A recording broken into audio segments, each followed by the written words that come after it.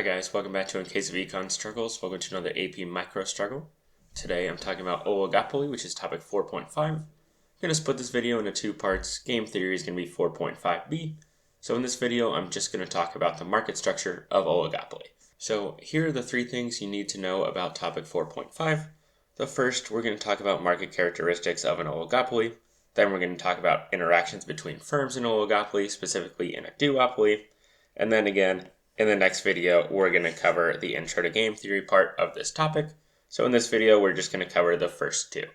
So timestamps are below if you would like to jump around, but let's go ahead and start talking about the market characteristics of an oligopoly. So with an oligopoly, we're going to have a few large firms, and of course, if we're in a duopoly, we have exactly two firms. There's going to be a lot of barriers to entry. Each firm is going to have a lot of market power. And again, if we have two firms, we're in a duopoly. If we have more than two firms, we're in an oligopoly. We're going to have some deadweight loss because of the fact that we have market power. So we're going to have a lower quantity and a higher price than if we were in a perfectly competitive market. And we're going to have positive profit in both the short run and the long run. So what's an example of an oligopoly or a duopoly? Well, you can think about airplane manufacturers. There's really only two. There's a lot of barriers to entry to get into making airplanes. Both firms have a lot of market power. There's a couple smaller players, so you might say technically it's an oligopoly, but if you were to think about the types of planes that you generally fly on, you're probably thinking it's more of a duopoly. So that's just an example. These are the market characteristics of an oligopoly / duopoly. And again, feel free to add a comment below if you're a little confused. Let's just talk real quick about the graph of an oligopoly or a duopoly. It's going to look very similar to the graph of imperfect competition that we've seen before. So once again, you've got a marginal cost curve here in blue, you've got a demand curve here in red, here's a marginal revenue curve in magenta. Once again, to figure out how much each firm is going to make for the market, we're going to find where marginal cost is equal to marginal revenue. That's going to be our quantity of oligopoly. We're going to follow that quantity up to the demand curve. Where we hit the demand curve is going to be the price. Now if we compare this price and quantity to a perfectly competitive market, that perfectly competitive market is here in green. That's where marginal cost equals demand.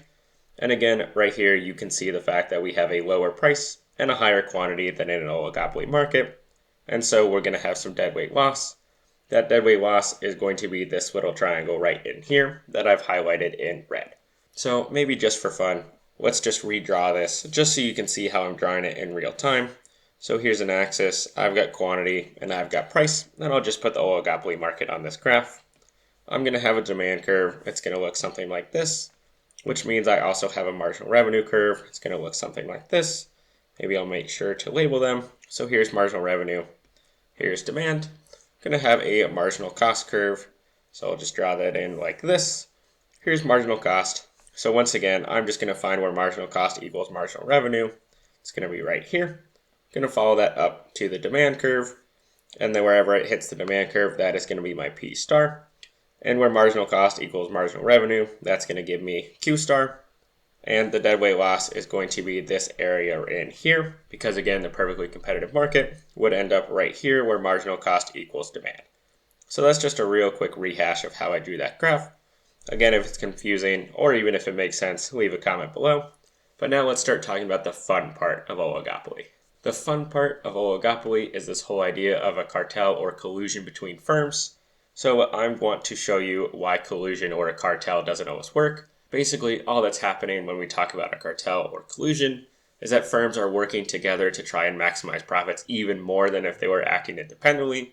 They're trying to make decisions together in order to maximize all of their profit. So in order to talk about this, let's start off with no collusion. So here I have three firms. I've got Deb's Donuts right here, I've got Bill's Bakery, and I've got Colleen's Coffee. And just to give some numbers to make this a little more concrete, suppose they're each charging $7. That's their maximizing price based on that graph we just saw. Their marginal cost is 5, and maybe their quantity demanded is equal to 10. So their profit is just going to be 7 times 10, which is 70, minus 5 times 10, which is 50.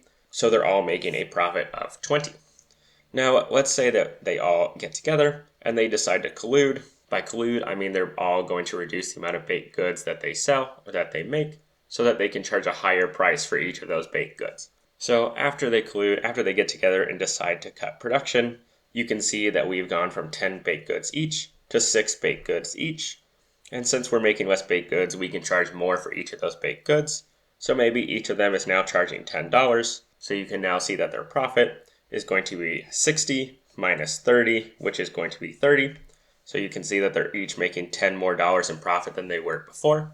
But the thing about a cartel, the thing about collusion, is that each person actually has an incentive to defect. They actually have an incentive to cut the price to make more baked goods, because then they're going to capture a higher share of the market, which is a little hand wavy, so let's do it as a more concrete example. So let's say that Bill decides to defect.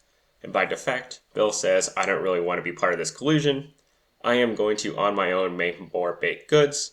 I'm going to break with our agreement to only make 6 baked goods, and I'm just going to make more. What happens to Bill's profit? What happens to everyone else's profit?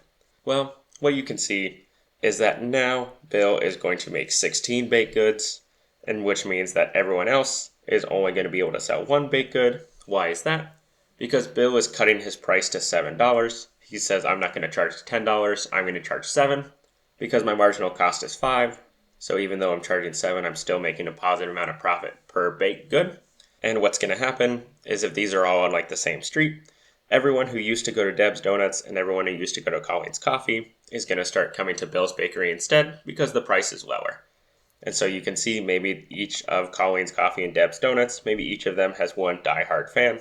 So each of them continue to earn $5 in profit because they get $10 for baked good. It cost them $5, so their profit is $5.